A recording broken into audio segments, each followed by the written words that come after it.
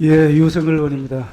우리 부총리님 그리고 또 하든 총장님, 기관장님들, 임직원들 전부 다 고생 많습니다. 오늘 이제 국정감사 마지막 날입니다. 하는 총재님, 예.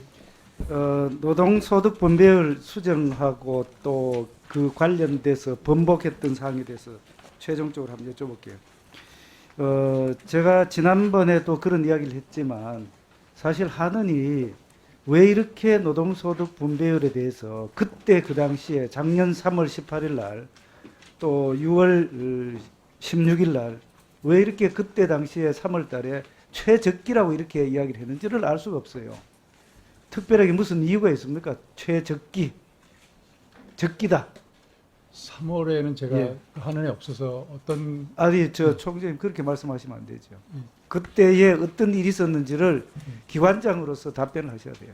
그러면 결국은 뭐냐면은 그때 당시에 그 사항은 이제 조사를 아니죠. 수사를 하든지 이렇게 해야 될 거예요. 왜? 그 저 총재님 가시기 전에 그런 부분이 있었다면은 내부적으로 왜 이런 부분이 있었는지, 또 제가 의심하는 부분 중에 한 개는 혹시라도 외부의 어떤 이겨내지 못할 정도의 압력이 있었는지, 이런 부분도 사실 의심스러운 거예요. 제가 말씀드린 적기라는 표현에서 제가 알아보지 못했고요. 이 3월에 있었던 것은 그때 굉장히 많은 논쟁이 있어서 그 지표를 두 개를 보조 지표로 만들어서 그 논란을 좀 줄이자 이런 결론을 냈던 것으로 알고 총재님, 있습니다. 잘 알겠습니다. 그래서 한은에서 보려온 자료를 제가 읽고 또 읽어봤습니다. 그런데 3월 달에 그럴 정도의 또 6월 달에 그렇게 번복할 정도의 사항이었다면은 3월 달에 그렇게 하시면 안 돼요. 왜? 그때도 이미 그런 논란이 있었거든요. 그런데도 불구하고 적기라는 표현을 써가면서 했던 게 의심스럽다 이거죠. 그래서 제가 최종적으로 말씀드리는 건데, 한국은행은 지금 통계청 포함해서 지금 국토부 여러 이제 통계 조작에 관련되는 이런 일련의 상황이 발생했기 때문에 혹시라도 중립성과 또 중립성을 굉장히 강조해야 될 한은에까지 이렇게 미쳤는 거 아니겠나 하는 걱정을 하는 거예요. 그래서 중립성은 반드시 지켜야 되는데 앞으로 이런 일이 일어나서는 안 된다는 생각이 들고 내부적으로도 정리를 해줄 필요가 있다 이렇게 생각합니다. 어떻게 생각하세요? 통계에 관해서는 저희가 신뢰도를 잃지 않도록 최선의 노력을 다하겠습니다. 예, 알겠습니다. 우리 한국재정정보원장님, 네. 제가 그제 이렇게 말씀을 드렸어요. 예산을 배정을 하고 자금을 같이 배정을 해야 최종적으로 예산이 집행이 되고 자금이 집행이 됩니다. 그렇죠? 네, 맞습니다. 그런데 국고보조금, 물론 출연금도 마찬가지예요. 어떻게 보면 출연금이 더 문제일 수도 있어요. 그런데 국고보조금은 정산을 해서 이자까지 반납을 해야 되기 때문에 그런 거고, 출연금은 일단 지급을 해버리니까 그건 지급받은 기관의 돈이니까, 재산이니까 그런 부분들이 있는데, 네. 그래서 제가 이런 이야기를 했습니다. 이 자금 운용에 있어서 통합 운용을 하는 게 어떻겠느냐, 이런 이야기를 했는데 어떻게 생각하세요? 예, 그 국고 보조금도 한 1년에 100억 정도 어디 100조 정도 크게 나는 해주세요. 예. 예. 예, 국고 보조금도 과거에는 부처별로 이렇게 배정을 하던 것을 통합 금고 형식으로 해 가지고 저희 그 시스템 도입 이후에서는 통합 금고를 운영하고 있습니다. 잘 안 들립니다. 예, 알겠습니다. 그래서 예. 장관님, 예, 지금 돌아다니는 현금이 너무 많은 것 같아요. 그걸 전체 관리를 해서 모자라는 데는 없어야 되지만 남아 돌아서 말하여 돈을 가지고, 예산을 가지고, 자금을 가지고 이자놀이하는 그런 건 없어야 되지 않겠느냐 하는 게 제 생각입니다. 어떻게 생각하세요? 예, 큰 틀에서는 공감합니다. 예, 그래서 그런 부분들을 나중에 제도적으로 좀 정리를 해줄 필요가 있다 이런 생각입니다. 또 장관님께 여쭙게요. 예, 아까 우리 존경하는 배준영 의원님 그 OTT 기업 관련돼서 이렇게 쭉 말씀을 하셨는데, 사실은 우리 그 오징어 게임의 전체 매출이 1조 원이 넘었다, 넷플릭스에서 그렇게 돈을 벌었다 이렇게 하는데, 우리 기업이 사실은 이렇게 제작사가 국내 제작사가 만들었는데 국내 제작사가 받은 금액을 제가 보니까 254억밖에 안 돼요. 넷플릭스는 1조 원을 벌었다는데. 그리고 제작비를 제외하면은 제작사가 순수하게 벌어들인 금액은 뭐 밝히지는 않았지만 제가 대충 추산을 해보니까 한 40억 정도밖에 안 돼요. 이거는 진짜 문제라는 생각이 듭니다. 그래서 우리 제작사들이 이런 부분에 있어서 결국 이제 그 전체 이 판권이라 할까 이 권리가 넷플릭스로 가버린단 말이죠, 그죠?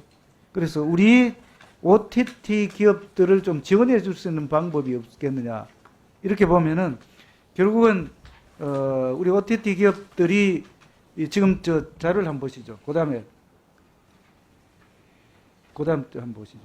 지금 전체 그 OTT 기업을 국가 전략 기술 투자비에 대한 그 세액 공제만큼 해준다면은 제가 계산을 대충 해보니까 한 479억 정도 드는 것 같아요. 그래서 이 부분을 좀 신경을 써서 이미 그 우리 세법에도 반영이 돼 있죠. 네, 그렇습니다. 예, 그래서 이 부분은 저는 확실하게 챙겨서 부가가치가 우리 이 나라에 떨어질 수 있도록 해야 되는데 장관님 말씀해 주시죠. 예, 의원님 지적하신 대로 OTT 기업에 대해서 영상 콘텐츠 굉장히 중요하기 때문에 우리의 또 강점이 있는 그런 산업이고 해서 국가 전략 기술 수준에 준하는 이 세액 공제 확대 안이 지금 국회에 제출되어 있습니다. 적극적으로 검토해서 빨리 처리될 수 있도록 도와주시면 감사하겠습니다. 예, 하는 총재님께 여쭐게요. 지금 고금리 장기화에 따라서 취약 부문에 대한 지원이 미흡하다는 그런 평가가 많습니다. 그 금융중개 지원 대출 이자 그다음 거 PPT 한번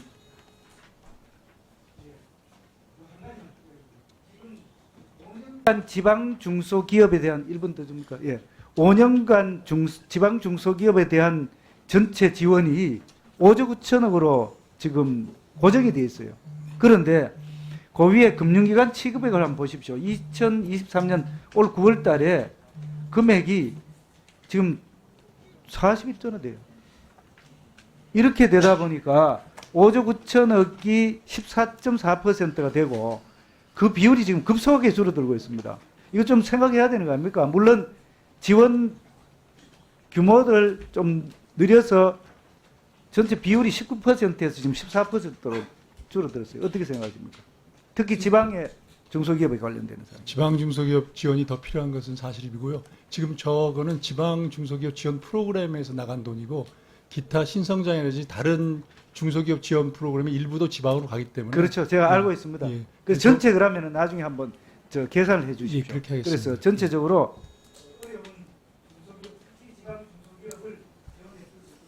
예, 그 방향으로 가야 될 것 같습니다. 예, 수고하셨습니다. 이상으로 주질의를 마치고 바로 보충 질의에 들어가도록 하겠습니다. 보충 질의 시간은 답변 시간을 포함하여 5분으로 하고 추가 시간은 드리지 않는 것으로 하겠습니다. 오늘은 2차 보충 질의는 하지 않는 걸로 그렇게 협의를 했다는 말씀을 드리겠습니다. 순서에 따라서 존경하는 이수진 위원님 질의해 주시기 바랍니다.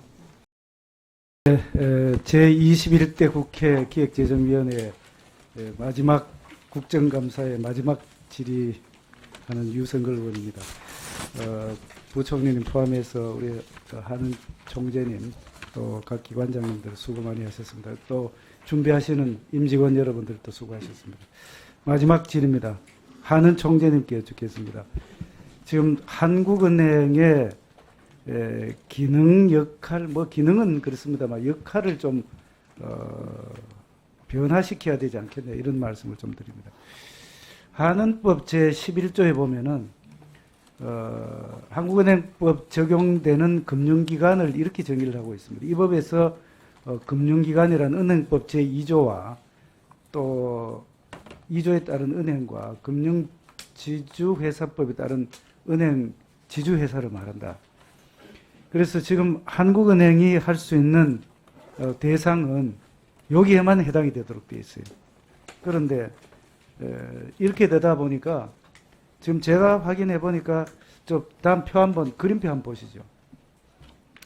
이렇게 금융업권 간의 상호 연계 구조를 이렇게 그림으로 표시한 겁니다. 이거는 네트워크 시각화 분석 기법이라고 하는데 얼만큼 되는지를 봤는데 은행만의 이야기가 아니라 뭐 보험도 있고 서민금융, 여신 또 뭐 이렇게 여러 개 금융 기관들이 연계되어 있단 말이죠. 그런데 한은법 제11조는 은행만 해당이 되도록 이렇게 되어 있습니다. 그래서 다음 보시죠. 자, 그래서 제가 이래 보니까 이제 한은의 역할이 결국은 특히 이제 비은행권의 수신 규모가 2000년부터 은행권을 초월을 했습니다. 그런데 비은행권의 그 금융 시스템 잠재 위험이 계속 늘어나고 있는데 금융 안정이라는 차원에서 보면은 이런 것까지 다 고려를 해야 된단 말이죠. 그죠? 그런데 사실상 한국은행은 별 툴이 없다, 수단이 없다 이렇게 이야기를 한단 말이죠. 특히 비은행권의 PF 관련돼서 지난번에 뭐 점검도 하고 이렇게 하시는데 앞으로 새마을금고라든지 또는 농협, 수협, 축협 또 그 신협 이런 기관들도 같이 좀 봐야 새마을금고도 마찬가지고 같이 봐야 되지 않겠느냐는 게 제 생각입니다. 그래서 이 부분에 있어서 또 한 가지는 인터넷 은행도 이 한은법 제11조의 대상이 아닙니다. 그렇죠, 그죠? 그러다 보니까 이게 너무 과거의 상황하고 많이 달라지기 때문에 한은이 좀 더 적극적 역할을 해야 되겠다 이런 말씀을 드리고요. 특히 비은행 예금 기관의 금융 리스크 중에서 지금 뭐 계속 이야기됐습니다만 가계대출을 보더라도 가계대출 한번 보십시오. 비은행 기타 기관 관련돼서 329조, 525조, 또 예금은행은 894조 이렇습니다. 그러다 보니까 이게 사실 상당히 문제가 될 수 있다. 비은행권 금융기관의 대출액과 연체율 한번 보시죠. 표가 있는지 모르겠습니다. 그 관련돼서는 예컨대 비은행 금융기관 연체율이 전체 2.79%, 그중에서 상호금융 쪽은 3.53%, 저축은행은 5.33% 이렇게 되어 있습니다. 이 굉장히 이제 특히 아까 제가 말씀을 드렸던 부동산 관련 PF 대출 잔액도 90조 원이지만 상호금융 그 경우에는 부동산 PF 대출 연체율이 1.12%나 돼요. 이것도 굉장히 문제고. 그래서 결국은 한은이 좀 더 적극적 역할을 해야 되는데 한은이 할 수 있는 게 보니까 87조에 자료 제출권이 있는데 이게 이제까지 그 활용했던 거 표 한번 봅시다. 이제까지 보니까 9번밖에 없고 전체 최근 또 5년간에는 없어요. 특히 이제 가계부채 관련돼서는 전혀 없단 말이죠. 그래서 이 부분을 이제 앞으로 더 적극적으로 좀 활용도 하고 또 범위도 넓히고 이렇게 해야 되는데 이제 재정정책과 금융정책 중에서 제가 보니까 미국은 뭐 그렇겠습니다만 두 축이 이 균형을 이뤄야 되지만 이 금융 신용 통화 정책이 굉장히 중요하다 이렇게 생각이 됩니다. 어떻게 생각하시는지 답변해 주십시오. 존경하는 유 의원님 말씀하시대로 지금 전 세계적으로 우리나라뿐만 아니라 은행 외에 비은행 금융기관의 위험성 또 중요성 이것도 굉장히 커지고 있습니다. 자본시장도 커지고 우리나라도 예외는 아니어서 지금 말씀하신 그게 사실 그대로고요. 다만 저희가 한국은행이 예전에 이제 감독권을 서로 금감원 금융위 한국은행에게 조정하는 과정에서 저희들이 법을 바꾸지 않고 지금 저희들이 대상하는 기관은 은행으로 한정되어 있는데 그래도 이 현실이 비은행 금융으로 많이 버렸기 때문에 이번에 대출 제도를 바꾸면서 대출 제도에 필요한 지금 자료 요청권이라든지 공동 자료 요청권에 대해서는 지금 금감원과 저희들이 굉장히 협의를 통해 가지고 많이 개선을 하고 있습니다. 다만 제 생각에는 이 민감한 감독권 문제를 다루지 않더라도 비은행 금융기관이 굉장히 커지고 있기 때문에 한국은행이 결국으로 중복되지 않는 차원에서 할 수 있는 기능이라는 것은 위기 징후가 있거나 위기가 터졌을 때 저희가 긴급자금 유동성을 공급하는 방안 그다음에 저희들이 평소에 하고 있는 지급망을 안전하게 관리하는 이 두 개의 부분은 하는 업무의 근본이기 때문에 그 업무에 비은행 금융기관을 안 넣고 하기는 어려울 것 같습니다. 그래서 앞으로 향후는 은행 외에 비은행 금융기관에 관해서 하는이 적절한 유동성 공급 및 지급망에 들어왔을 때 안전망을 어떻게 해결하기 위해서는 하는법을 어떻게 바꾸고 거기에 대한 최소한의 감독이나 공동검사나 자료 요청을 원활하게 하는 방안에 대해서는 중장기적으로 검토가 필요한 상황인 것 같습니다. 예, 수고하셨습니다. 더 이상 질의하실 의원님이 안 계시므로 신상 발언요. 예, 김지영 의원님. 네.